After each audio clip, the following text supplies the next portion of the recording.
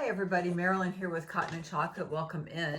This is month 6 of our mystery quilt fabric foolishness. We made it. This is the time to know what the quilt is like, know what the blocks are like. So hey, here we are, exciting. So first we're going to talk about the cutting, and the cutting is all with our dark fabric number 4, which for us is this fun camping fabric. So there's some just big squares that we'll be cutting. So there are 3 strips. The first cut you're going to be doing is 3 strips that are 23 7/8 inch wide, which is a really big cut. So you know, either you have a really big square up, but even our big square up wasn't quite big enough. So you know, when we're doing that big cut or you're measuring it, sometimes you need to, you know, have that fabric fold and then have your ruler and measure out and stick a little pin or a little pencil mark and then measure out from there to get that full 23 7/8 and then cut it. So anyways, you need to get 3 squares that are 23 7/8 inches wide. So here's one of those squares.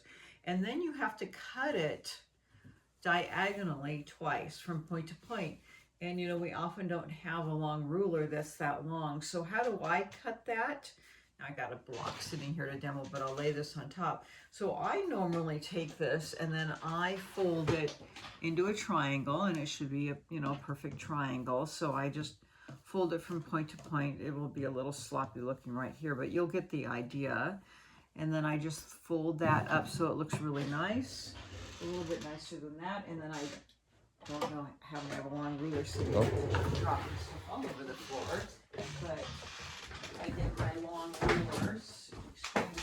There you go. But I take my long ruler and then I just put it down the middle, have this exactly on the seam and on the point, and then that's my first cut. Okay, and then I take the second one and do the same fold. You'll have that straight edge here after you cut it, and then just put that on the line there and cut it out and cut it out.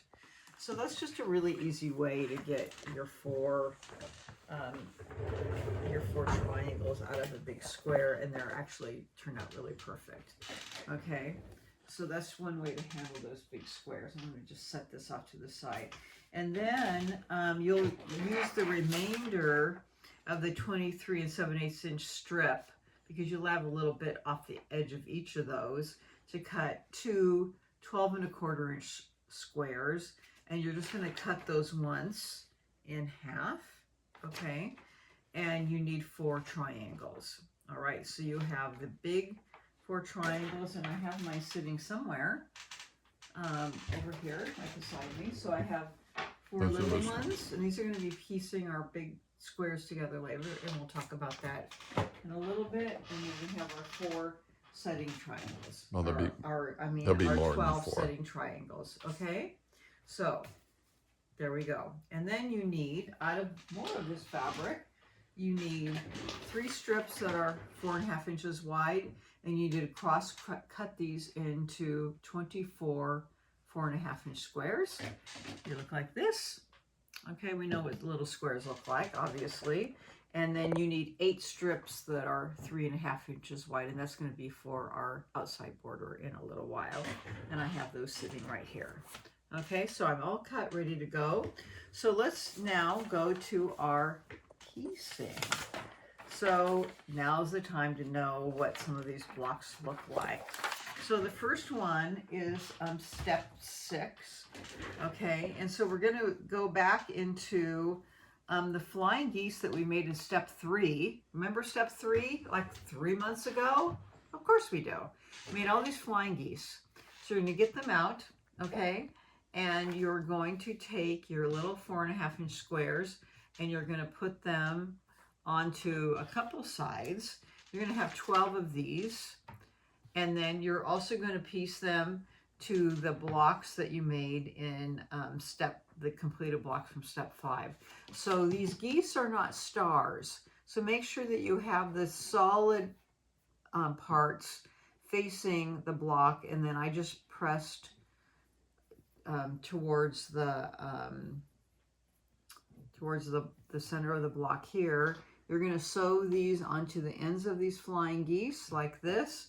You're going to press that out, and that way they'll nest right here. So that's what this block looks like. And of course I have one to show you. Of course I do. And that's what this block will look like. Okay. So they have this little points matching here. But again, don't put the star part in. We're not making a star. We're not doing that. Okay. So how many do you need? You may need 6 of these total. So what I was saying is you need 12 that you're piecing on each side with the square on each side. I think I dropped one of these on the floor, but you know, in the mayhem of showing you how to cut that big triangle. But in any case, 12 are there, and you'll need 6 of these completed, and it tells you that you need 6 right there. Okay, 6 of those. Got it? Yep, you got the message. Okay, so let's set that off to the side, or set that right there. There's our block. Now, block 2. So you have items from step 5. Okay, so sew the sections from step 5 to the D-stack sections from step 5 to complete 12 blocks like shown on the right. Okay, so I have them here. So let me grab them and show them to you. Okay, so we have, I guess I should get these out of the way so you can see what I'm doing. All right, I only got so much room here, okay? So here's blocks from step 5, and here's another block from step 5.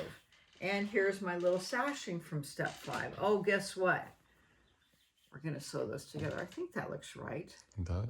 It does look I think right. so. Okay, so there we go. We're gonna sew those together, and you need to make how many? Oh, 12. Okay, so 6 of one of these, 12 of these, okay? Press the seam allowances towards the D section, right there, okay? And I just so happen to have sewn one together, so that's what that looks like right here. Let me get this out of the way. So there's our block there, okay? So we have one that's surrounded by our outside rim like this, and one that isn't surrounded. Okay, so you're going to make 12 of those. Okay, so now on the back side of the page, we have the full quilt, and you can see what it looks like. However, I'm going to only show you putting it together, because what I want to remind you is that we don't want you to be showing your full completed quilt on social media. If you have Facebook or Instagram or TikTok or whatever you're doing on social media, please do not post your quilt and the name of the quilt together. We have an agreement with the pattern makers that we won't do that, so that other people that are making this can't go out and do a search and look up fabric foolishness and find what the quilt looks like. So please, please, please don't post. If you are going to post the quilt, please don't put the name of the quilt. We really, really don't want you to do that. They'll do searches and they'll ask you to take it down, and we'll ask you to take it down also. So I'm not going to post in this video what the quilt looks like, but we will go to step 6 and I'll talk about the piecing. So this quilt, as you can quickly see, is put on point.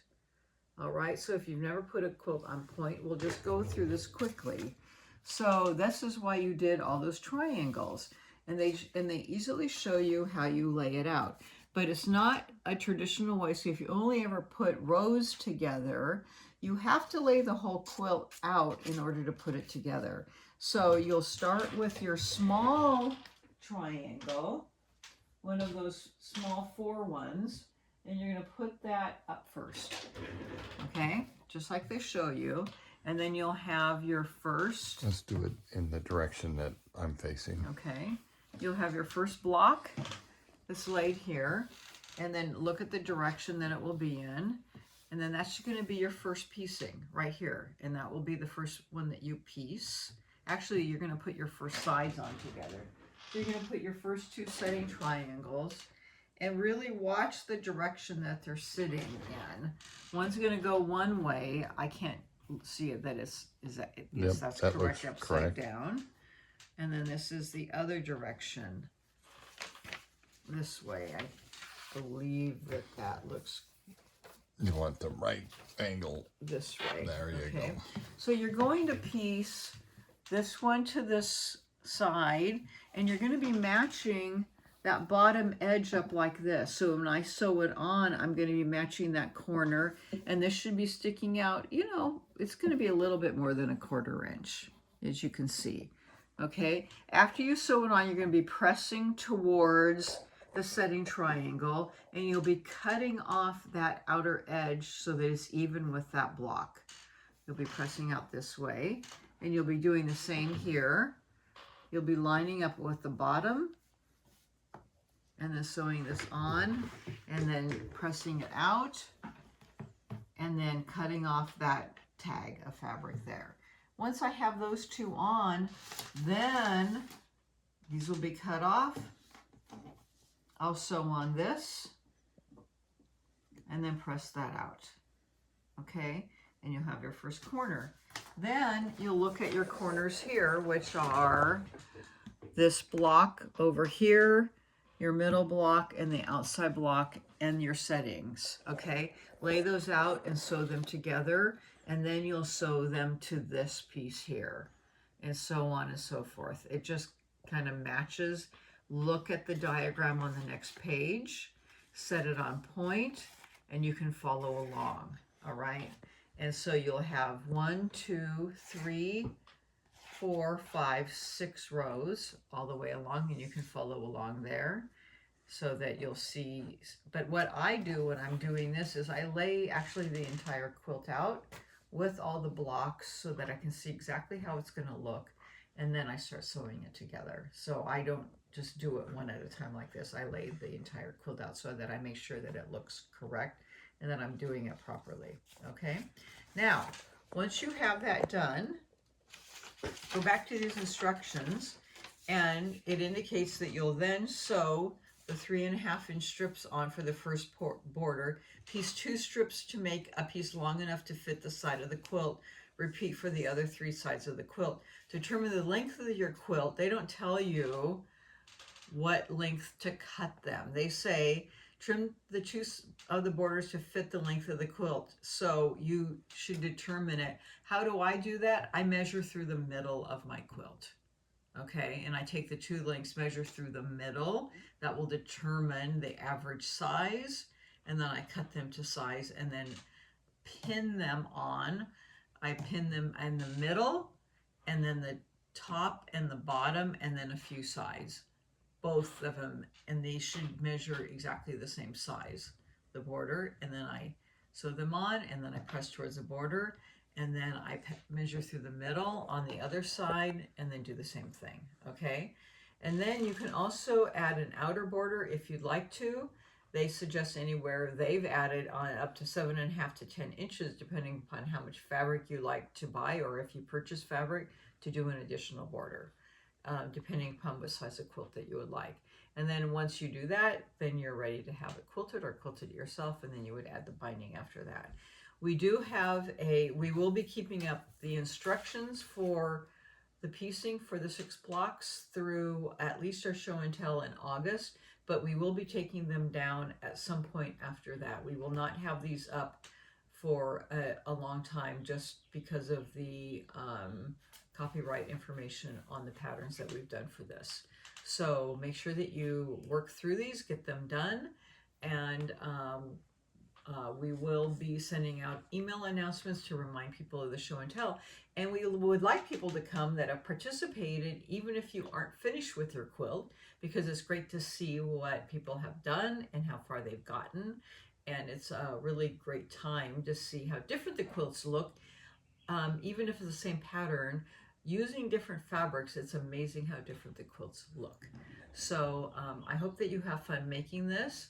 Good luck. If you have any issues putting it together, be sure that you reach out to Jerry or I, and we'd be very happy to assist you. So I hope that you've had fun participating, and we hope to see you in August for the show and tell. Thank you so, so much. We appreciate you participating and supporting Cotton and Chocolate. Discount on the backing. And also you do get a discount on the backing, and you do have a coupon to do that. So again, we would like you to support our shop in doing so. Take care, and we'll see you soon.